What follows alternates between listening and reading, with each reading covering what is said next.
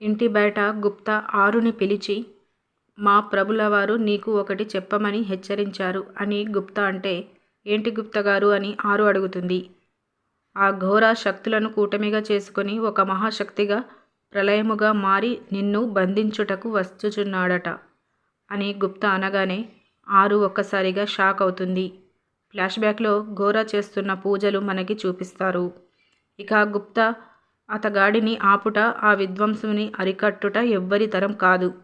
ఈసారి అతగాడి ప్రయత్నము తప్పక ఫలించును బాలిక. నీవు వేయు ప్రతి అడుగు, నీవు తీసుకునే ప్రతి నిర్ణయం సరి అయినదిగా ఉండును.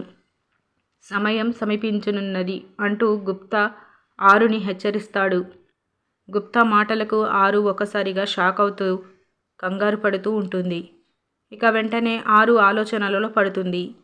ఇలా మనకి చూపిస్తారు. ఇదండి ఇవాల్టి అప్డేట్స్. ఇలాంటి డైలీ అప్డేట్స్ కోసం మన ఛానల్ని సబ్స్క్రైబ్ చేసుకోండి. Thank you so much for watching.